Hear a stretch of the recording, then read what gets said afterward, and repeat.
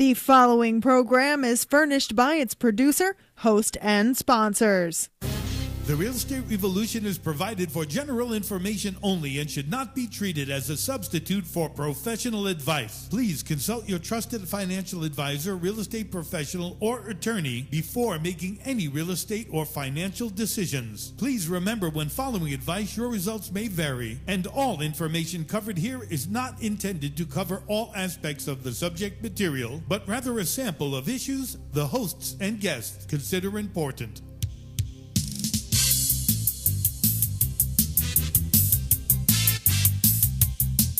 It's a real estate revolution with the latest Riva news. You get fun and the facts, you will keep coming back. It's time to live the life you choose. And now it's time for a power hour from America's trusted resource for everything real estate. Everything in the real estate industry is in a constant movement of change. It's a real estate revolution with your host, Victoria Rivadeneira, the Riva regulars, special guests, and your call-in comments. Welcome to the Real Estate RIVAlution.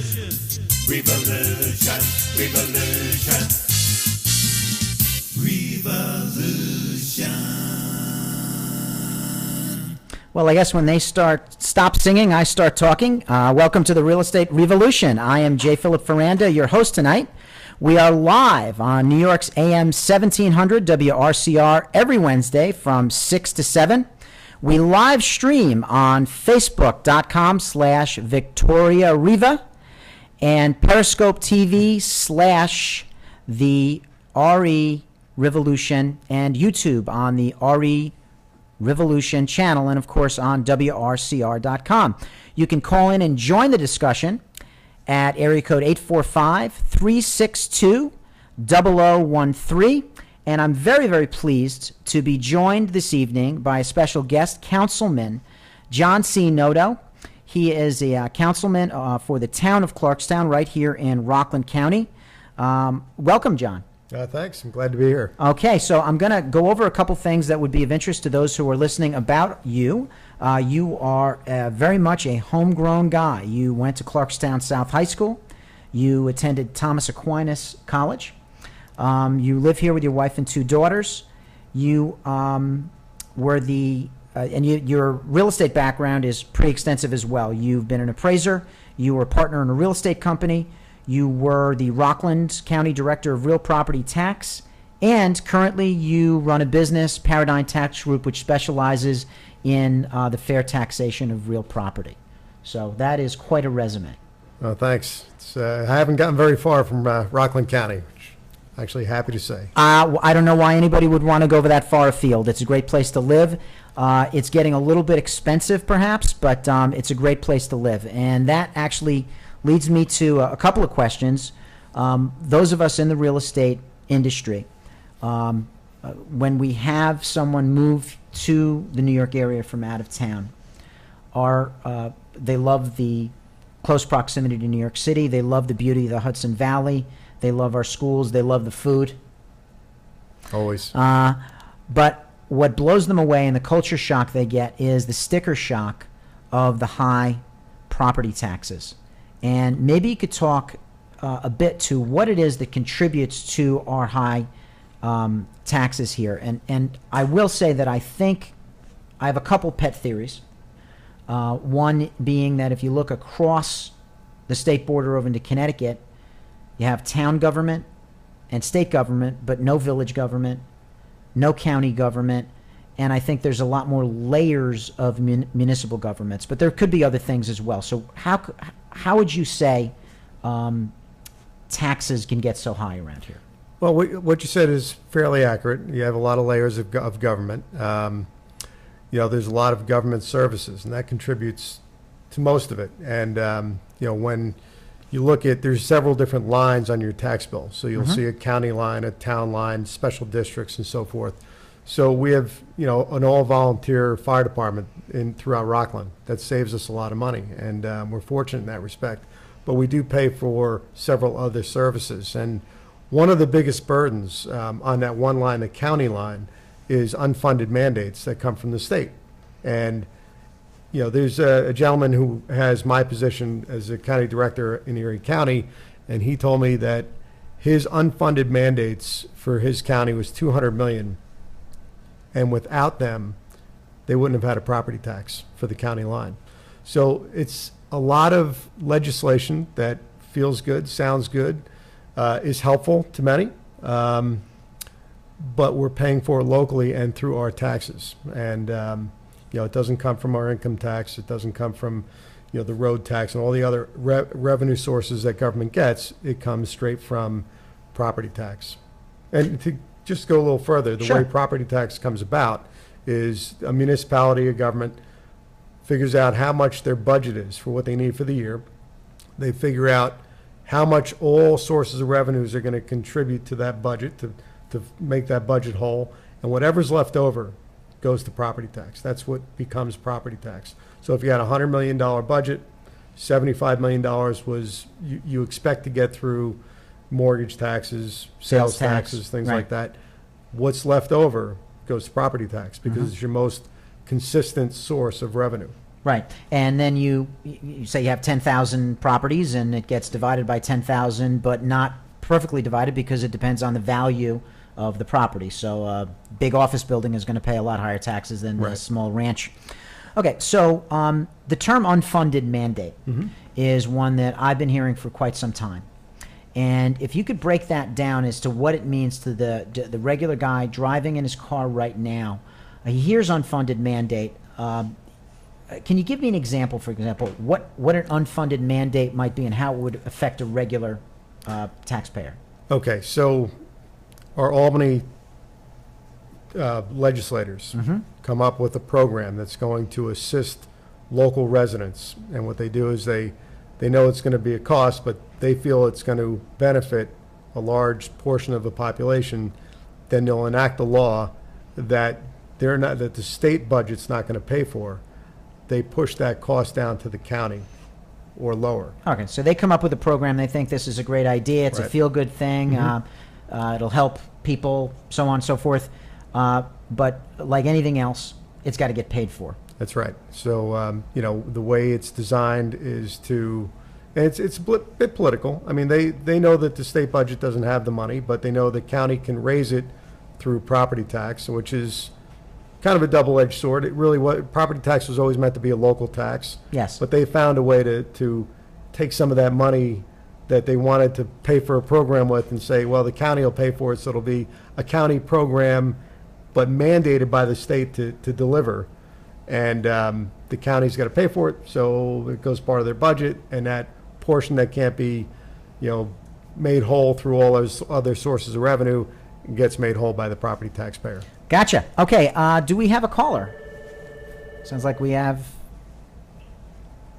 a caller. Okay, hi caller. Welcome. Okay, I guess we don't have a caller. Are we on now? Okay, and hello. Welcome to the show. Okay, we'll just let that one wait for a little while. Okay, so unfunded mandates are one thing.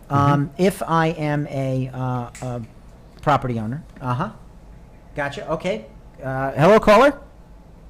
Hello, caller. Oh, that's me. I'm the caller. You are the caller. Welcome to the show. Thank you. This is Coach Fino calling in. The chocolate guy. Chocolate guy. Yes. We are. So you got. We are talking, Rich. Welcome to the show. We are talking with John Noto, who is a town councilman here in Clarkstown. We've been talking, among other things, about the high taxes here in Rockland County, all throughout New York, the role that unfunded mandates take in that. And we were actually going to ask about some other things, but we heard you were here, and we'd love to hear what your thoughts on the subject. Well, first off, please, I plan on hanging on the call as long as you'll have me because I'm really enjoying your discussion. And I wanted to start off right off the bat. I'm in Pennsylvania, but your conversation is opening my eyes. So does a county have the ability to say, whoa, state, we don't want to adopt that mandate? Oh, I think we know the answer to that. Yeah, What would you say? it's mandated services by law, so the counties are stuck with it. And several of the counties, most of the counties, try to fight back and lobby through the different associations of counties and the association of towns. But once it's law, it's very difficult to look at a state legislator and say, we got to pull that mandate back, and that state legislator is looking at several thousand votes and says, I really can't do that now. I just voted for it. And, so the county really gets stuck with it, and the taxpayer ends up paying for it. And, like I said, some of the mandates are very well worth it, and some of them have run their useful course and probably should go out of the books, but stay on the books, and that cost remains with the taxpayer. Okay, and we can certainly come back to the tax thing. There was a couple of conversations we had prior to the show, and leapfrogging from the local issue of taxes to the real estate market as a whole. This is something you watch. This is something you work in every day. You appeal property taxes. This is something you do. One of the remarks you made to me, which I thought was very profound, is that interest rates right now are fictitiously low. And I love the terminology. Tell me what you mean by, tell the listeners what you mean by fictitiously low. So the interest rates being as low as they are, historically they've never been this low, and industry. So they keep the rates low. They free up some of the mortgage money that's available for buyers to try to keep the activity going, try to keep the economic engine running. And what happens is, with it being as low as it is, as an appraiser that came up through the 80s and so forth, we used to say interest rates are favorable at 8%. I remember those days. So that person that's buying a home who's qualifying for a mortgage at 8% can only borrow X amount. Mm-hmm. But at 3%, they can borrow significantly more. Right. So the curse of that rate being so low now is that people have been able to spend so much more on a house with the same income that it's been able to inflate the price of the homes. Not so much market-driven, like true market-driven, but because of these interest rates being so low, held down so low.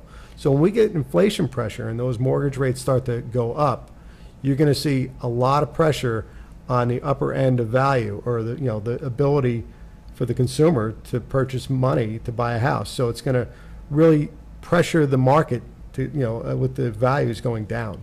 Okay, so you and I discovered before the show that we are the exact same class in high school, different high schools, but we're both class of 85. Oh, did I say that out loud? Yeah. So we lived through 20% interest rates. Right. We remember when our parents would sit at the dinner table, and I remember my father saying to my mother, it doesn't matter what the interest rate is, it just matters whether you can afford the monthly payment. And that really is part and parcel to this conversation. If the rates are 2.5%, that means you can go from, instead of 8%, that means you can go from affording a $250,000 house to a $500,000 house.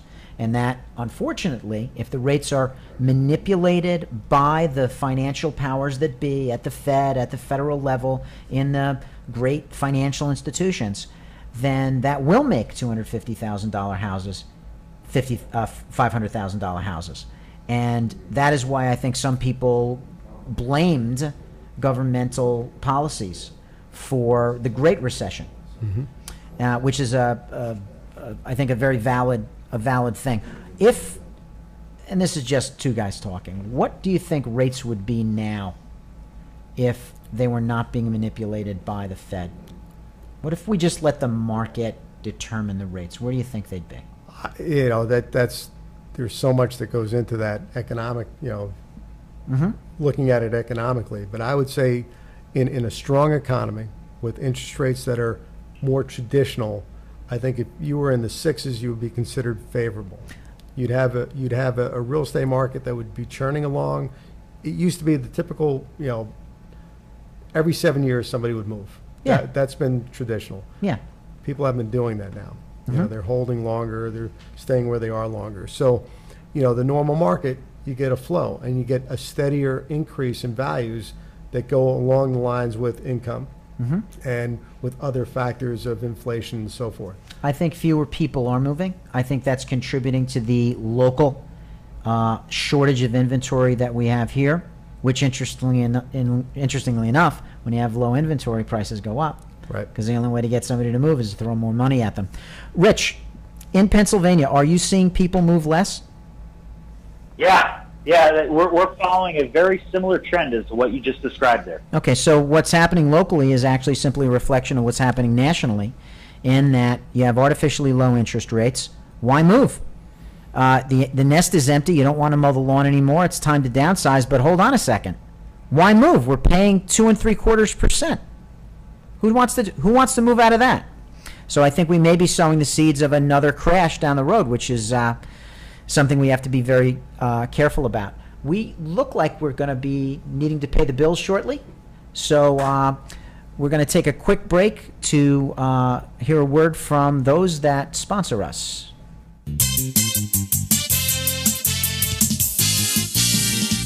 RIVAlution. Whether you're looking to buy a new home or refinance, AnnieMac Home Mortgage offers competitive rates, a wider array of products, and best customer service available in the lending industry. They have renovation loans for the almost perfect home that just needs a little work. If you want to get a new home built, they have construction to permanent loans with competitive rates and quick closings. AnnieMac Home Mortgage has federally insured FHA loans for borrowers who have had credit problems in the past and no down payment. VA loans for current and former members of America's Armed Forces. Whatever loan product, our licensed mortgage originators will walk you through every step of the process and take the time to work with you individually. Talk to us. AnnieMac won't just get you a mortgage, they will get you the right mortgage for you. Call AnnieMac Home Mortgage at 1-888-242-1313. That's 1-888-242-1313. AnnieMac Home Mortgage is an equal housing lender. NMSL 338923. AnnieMac Home Mortgage is a licensed lender by the Colorado Mortgage Company Registration. Call AnnieMac. This is Paul Oster, the nation's credit repairman, and I want to help you improve your credit. As the CEO of Better Qualified, I've helped thousands of people over the past 10 years. I'm the credit expert for Fox Business News and all the major networks. I'm a certified FICO Pro that uses the consumer laws to help delete negative information off of credit reports. We have a debt elimination program that focuses on the laws surrounding collections, judgments, and charge-offs. You could be entitled to up to $1,000 per violation. Call now for your free credit consultation. 888-533-8138. That number again, 888-533-8138, or visit us on the web at betterqualified.com. It's time for the revolution. The real estate solution. We sort through that confusion. Come join the revolution. We are back.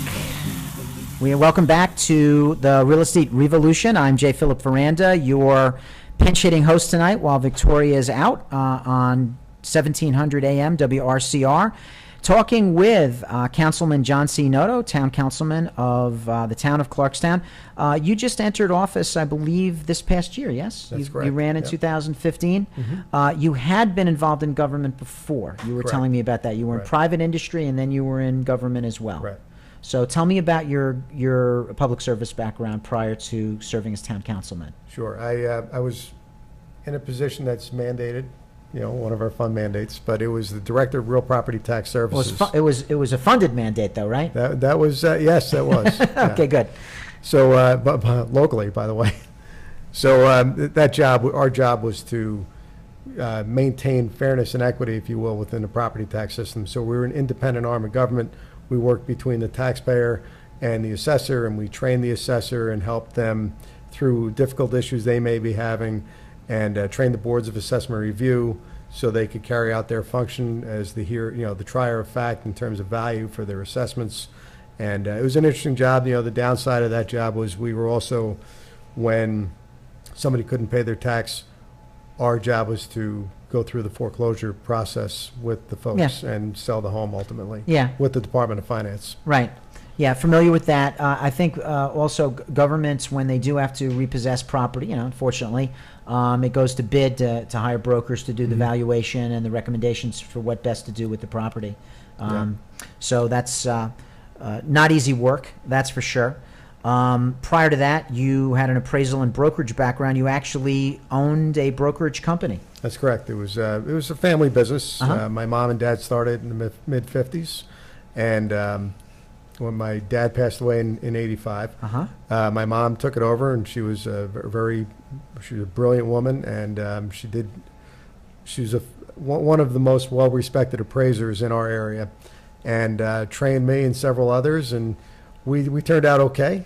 And then she passed in 2000, and as you know, if your heart's not into that type of business, if it's not your third child, No, if you will, you don't stay in it. You can't do so it. we sold it, and I moved on to a wireless infrastructure development company. Started it with two gentlemen, and then rolled into government.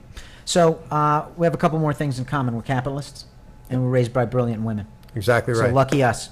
Okay, so getting back to the real estate conditions right now, we had talked prior to the show about the homestead and non-homestead sectors of real estate, of the tax base. Right. Again, to the regular folks driving around out there, what is the difference between homestead and non-homestead?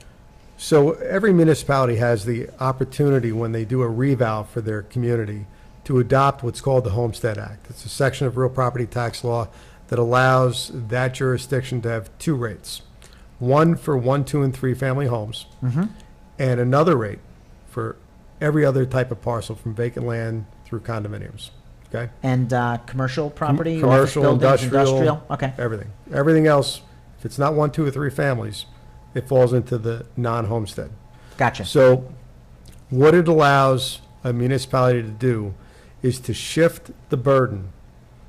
Instead of having it equally distributed according to value across all parcels and properties of all types, it allows you to shift that burden onto one class or another.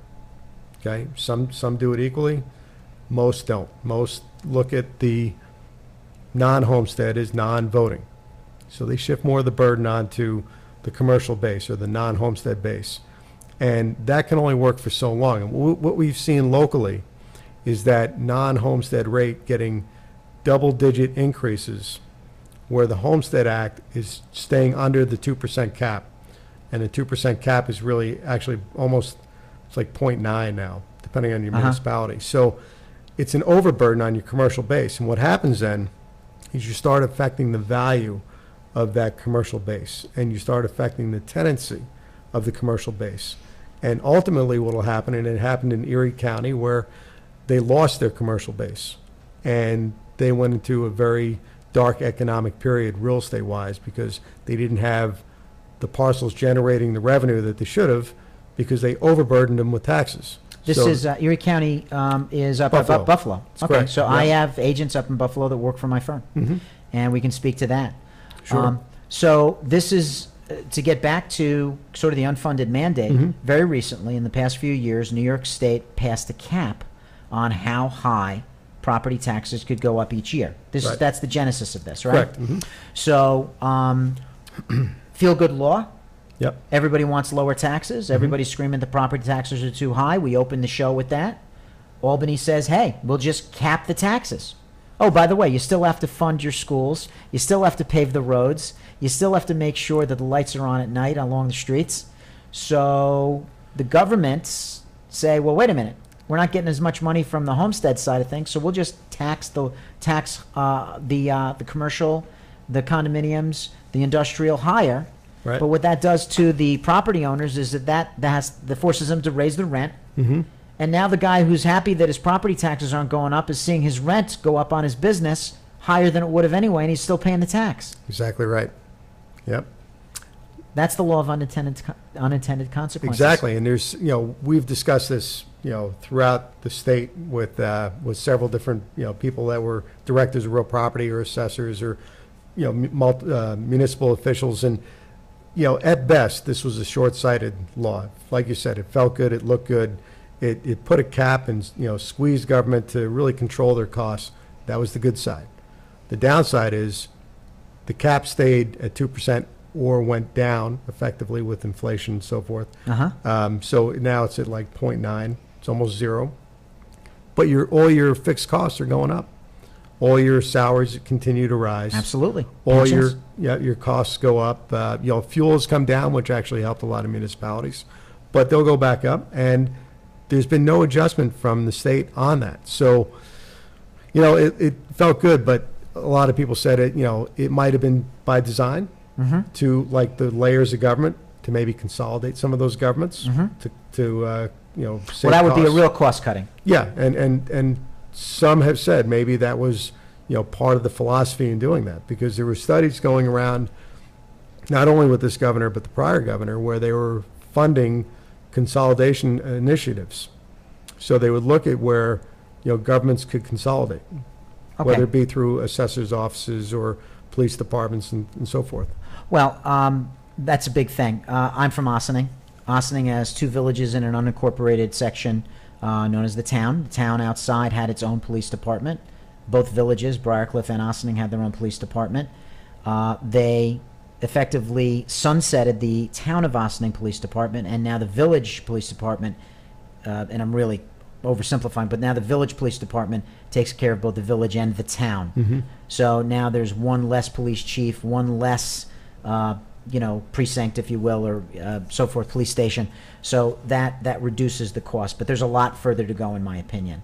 And I will also have to give the councilman credit for the phrase law of unintended consequences. He said it before the show. I just parroted it. I have said it before, but I love the turn of the phrase. Rich, would you say that the law of unintended consequences occurs elsewhere in our great land? Absolutely. Matter of fact, you said it perfectly. Back in 19, you're so much older than I am, by the way. 1985, when you had to sit around and your father said, "Hey, it really matters. It doesn't matter the interest rate. It matters whether we can afford it on a monthly payment." I mean, I think that's across the nation. And us, we don't say monthly payment. We talk about how much Hershey chocolate we can buy. That's all real estate's local. It's the same concept. And the other thing I want to bring up to you, and I think there's wisdom to this, because PA is not, we follow New York's lead on so many things. But I did have the privilege of living in Atlanta, Georgia for a period of time. And that's a very county-based system. There's not as many layers as you talked about. And there's pluses and minuses of both. The plus side was it was a cheaper cost of living, period. The minuses were, they had no car inspections, so people were driving around, in trying jalopies, to put their foot out the door, to try to stop the car. So there's pluses and minuses to both. My question for you guys to think of is, where does it head for us ultimately for the average homeowner? Well, this is the question of the ages, because we have an unsustainable tax situation. A regular guy making a middle class income in a 2-income household who wants to sell his house, oftentimes their taxes are $15,000, $20,000 when 8, 10, 12 years ago the taxes were 6 or 8. So taxes are it's nuts. So it becomes there are communities, for example, where you've got kind of almost a mercenary feel, where people move in because of the school district, and as soon as the kids are out of the schools, they move out. And it's not like there's multi-generations of a family living in a town anymore. You've just got people kind of like living there with the school district as a hired gun. So it affects communities. And that's just one of many situations that we're dealing with.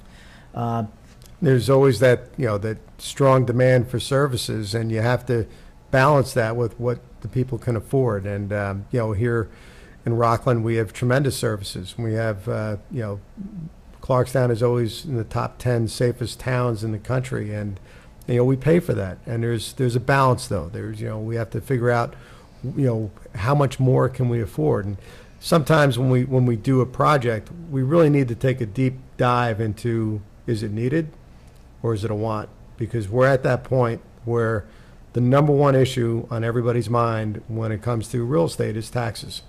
And they want to know, are they going to continue to keep skyrocketing the way they have been? And those special projects that you might have wanted to do, you may have to put off for a year, 2 years, or 5 years. And that's just the reality of our times. We have to get our budgets back in order. That's the thing. And, it's funny. Interest rates could go up 1%, and it won't affect affordability nearly as much as the taxes on a home going up $1,000. That is for sure. So we talked briefly also about the fact that there is low inventory. I believe that one of the reasons that we have low inventory is because we're still not out of the decline. We're still not out of the crash. So if you bought your house for $500,000 in 2005, at the low point of the recession, you might have been worth $350,000. I think you're only back to value in the next, year or two. So do these people have enough equity to sell? In many cases, the answer is no, and that's why they can't sell. What other factors contribute to the low inventory, in your opinion? I think it goes to just what you said. It's people holding longer, trying to get back some equity, if they have any at all. And the scary part is if you have those pressures of the interest rates starting to rise, the money supply getting squeezed, and then all of a sudden you have a flood of inventory, then you've got a perfect storm for another market crash. Ooh, and on that note, we will welcome the next caller. Caller, hello. Hey, how you doing? Excellent. Who am I speaking with? This is Tanaya, Mike Wavy, Mama. Well, how do you do? I'm doing fine. Do you have a question for the councilman? Yes, Zach and them, I love y'all, what you're doing. Keep doing what you're doing. Godspeed, and keep in contact. Hey, thank you very much. And what's going on in the world today is messed up. We all got the same blood. No matter what color we are. I agree with you 100%. We just got to do a little better tomorrow than we did today and do that every day, and I think we'll be in a good place. Yes, Godspeed. Thank you so much. Love y'all. Love you too. Good to have the support of the constituents out there. One of the things that gravely concerns people out there, speaking of crashes, is the prospect that we could face another one sometime down the road. You and I have lived through two. You and I graduated college right into a nice recession, which was punctuated by the three-headed monster of the savings and loan crisis, the Wall Street crash, and a deep recession that faced Bush in his first term, in his only term. We grow up, we get married, we have kids, we get our feet beneath us, we buy homes, and then there's another enormous crash, even worse than the one in the late 80s and early 90s. Again, the same three-headed monster, a Wall Street crash, a housing crash, and a banking crisis. This time it's not the savings and loans, but it's the subprime lenders. We've been talking so much about local stuff, but, putting on your "you're the king of the world" hat for the day, what would you do to make sure that we can keep stability and not have another crash? I think it all goes to reasonability. I mean, amongst the subprime lenders, you had the government forcing banks to lend in areas they really shouldn't have. There were people that knowingly couldn't afford what they were buying, but they allowed it, and they actually in some areas encouraged it. So, there's a lot of times where we need to not have the regulation or the influence of government. We have enough of it, and we have enough for protection, but we need to allow markets to do what markets do. Markets go up, markets go down, and they correct on their own with minimal interference. Some, for years as we grew up, we saw the money supply get tightened, we saw it get loosened, and it worked, and it was effective until we hit other issues where tightening the money supply or not really wasn't the problem. It was, bad loans and so forth, and and then they tried to blame appraisers and said, well, we got to regulate appraisers. Well, no, that was a symptom. That was but it baloney. Wasn't the problem. That was absolute baloney. Yeah. The appraisers were as much to blame for the housing crash, in my opinion, and I was right there, as earthworms are to blame for mercury in fish. Okay, they are involved in fishing, but they are no way responsible for the mercury in the seas. And yes, I just made that up off the seat of my pants. That was good. Hold on, I'm writing it down. Okay, write that down, and you can use it royalty-free, Rich. Okay, so you touched on one thing, and that is under President Carter, a law was passed where banks had to make affordable loans to low-income borrowers. Right. And we'll go back to that unfunded mandate idea. If you go to a Bank of America and you say, look, you're a gajillion dollar enterprise, you need to loan more to folks for affordable housing who have low incomes. They can absorb whatever comes with that terrain.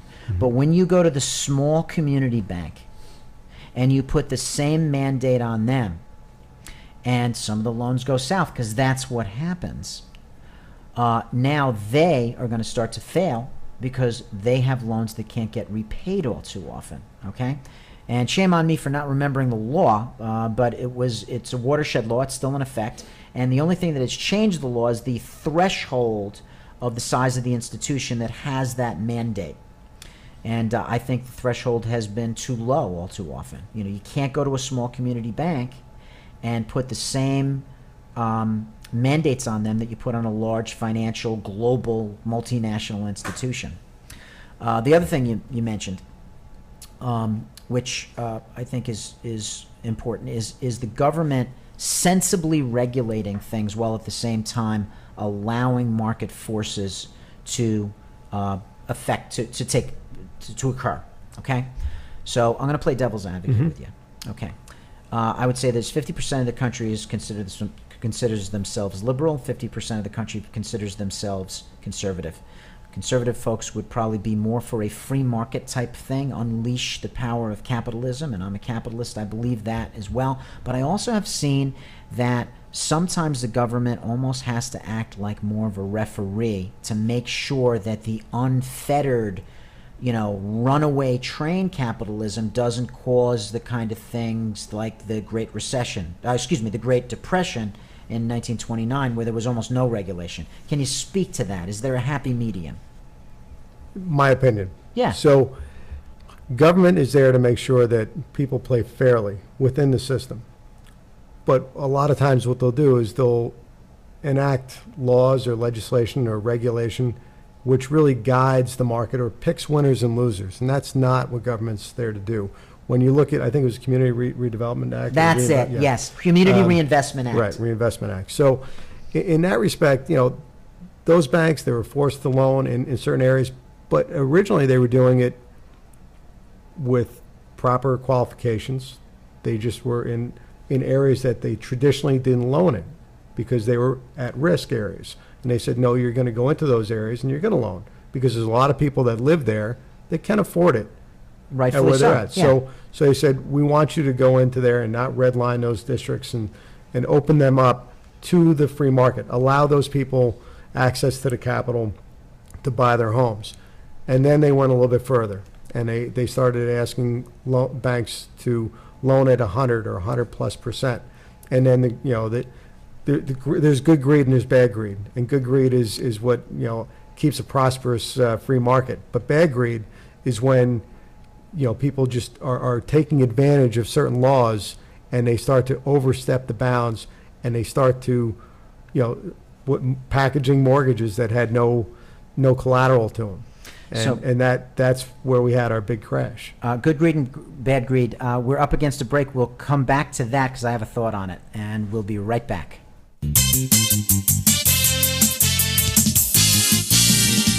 RIVAlution.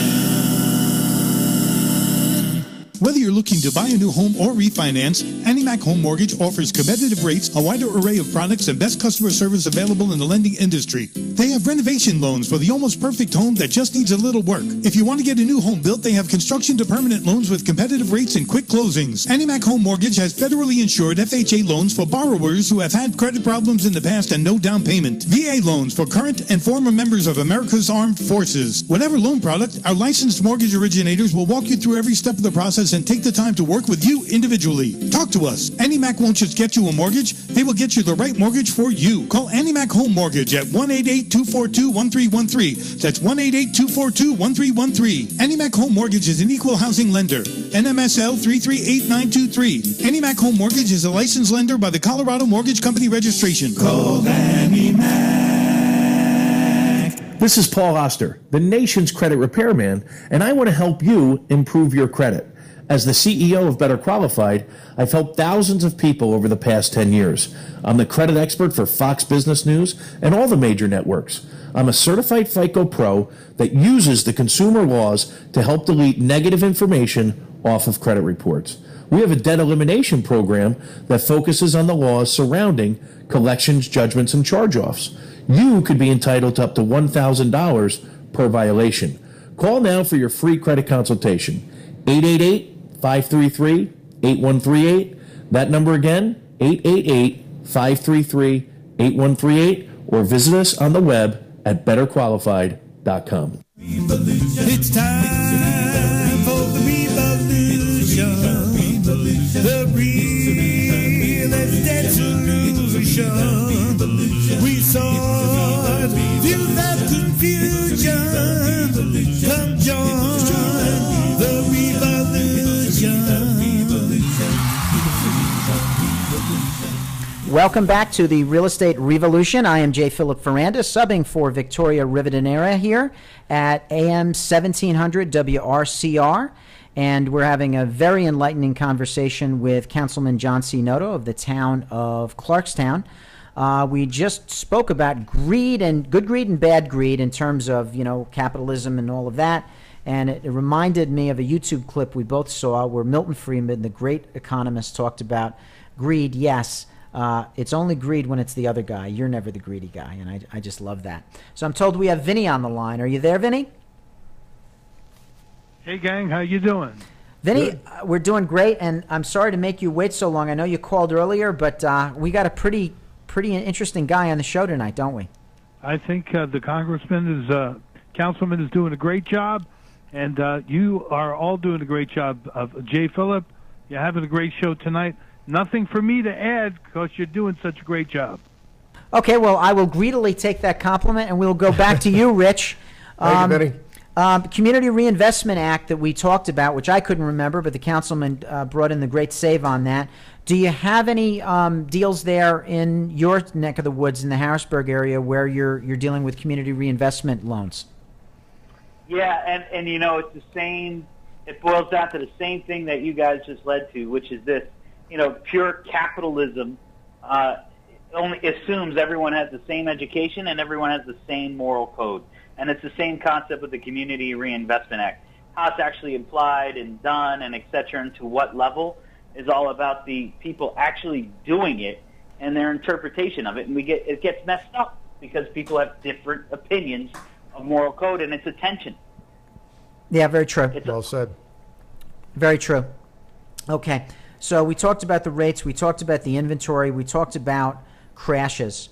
What are some of the things, and I guess this is sort of off script, but one of the things that's affecting our local market here is the real lack of affordable housing. Mm-hmm. Over in Westchester County, we consider co-ops to be like the starter home of Westchester County. Real estate is a little less expensive in Rockland County, but is there anything that can be done using the market or using the power of government, authority of government, to have more affordable housing in our area? Yeah, this is one of the big initiatives that we're trying to do, and it's not just us; it's others throughout our whole region. Because the biggest deficit we have is that affordability, because we're in such a expensive real estate market. There's certain zoning laws that force a developer to 10% or 20% of a development to allocate towards affordable, and then it's the interpretation of what exactly is affordable. But what senior housing is probably the biggest deficit, is people that want to downsize from their homes and so forth, and I agree, and go somewhere where they can afford and still stay near their family and where they live their whole life. So we're trying to find land to do private public partnerships with and so forth, and it's difficult because the land is so expensive, and a developer has a lot of risk when he goes into a development and so forth. But it's something that we continue to look for, and try to hopefully there's developers out there that'll drive that segment of the market. But again, with land costs as high as they are, it's very difficult. Well, I got to tell you, I think when and senior housing truly is one of the big concerns with an aging population. Baby boomers are the second largest segment of our population in this country. So many people with the nest being empty, with entering the phase of life where they're on a fixed income. They're faced with: do I move to the Carolinas? Do I move to the Poconos? Or do I want to be near my grandchildren? What can I do? Do I have to keep working? How can I live here? We don't need to clear cut an entire subdivision for senior housing, thankfully. You can go vertical. You can go, there's options. You can build townhome communities. I do believe that there is something in it for developers to do that. I'd be open to more ideas from our listeners, but I have to say that is truly a question we have to live in going forward, because that demand is not going to go down. No, it's a very tough balance to strike, and we're going to keep looking for it. We have to. That demand is not going to go down. A couple other things. So we talked about affordable housing. Diversity is also a big thing. Not too long ago, across the river in Westchester County, there was a $50 million settlement with the County of Westchester and the Department of Housing and Urban Development. Basically, the Department of Housing and Urban Development said, hey, you took $50 million over the years of HUD money for certain housing initiatives, but you didn't spend it the way we wanted to, so now we want you to build affordable housing to promote diversity in X, Y, and Z communities. Okay? There was an ongoing battle. The subsequent administration, Rob Astorino, who succeeded Spano as county executive, was left with that fight. The argument came up that, hey, HUD is trying to artificially manipulate society. They're trying to artificially manipulate the communities. The answer on the other side of that was, hold on, wait a minute. When you have zoning that only allows 1 acre McMansion, isn't that also trying to artificially manipulate zoning? Where's the happy medium? Where you sit in a no-win seat like a town councilman, how do you split that baby? What do you do? When you look at your zoning code, and we have a very strong zoning code, and I can only speak for the town of Clarkstown, and that's what you're paid to do. Yeah, exactly right. And our goal, and we have a fairly diverse population, not as diverse as we'd like to see it, but that's the market moving, and it is moving, and we're seeing, just the diverse population is growing, and with the zoning code, all you want to do is maintain the character of the community so that whoever is moving into it is going to move into the same community that we fell in love with, that brought us here as well. The affordability, that's personal property rights. If somebody's house is worth X, then they should get X and follow the market. And manipulating an area to bring in certain certain aspects of the market, that's just not really the place of government, I don't think. I think the market will drive a diverse population. Our fair housing laws are very strong and allow anybody to go anywhere, and that's the way it should be. I think thanks to fair housing laws that the market will make the proper corrections. Looks like we are up against the end of our show, which flew by. If one of your constituents or someone wants to get in touch with you, Councilman, I have here the email address, jnoto, j.noto at clarkstown.org. Is that the best way to contact you? That's the best way to get to me. Great. Once again, I am J. Philip Ferranda. Best way to reach me is jphilip@jphilip.com. That's an easy one for a guy like me to remember. We want to thank you for joining us here on the Real Estate Revolution. We will be back next Wednesday at 6 p.m. to discuss housing, the real estate market, and where we are going in this community and in our area. I want to thank you, Councilman, for coming in. This has been a really enlightening conversation, and it is my hope we can do it again sometime. Yeah, I appreciate it. Thank you for having me. Thank you. Thanks, folks, and we will see you bright and bushy-tailed next week.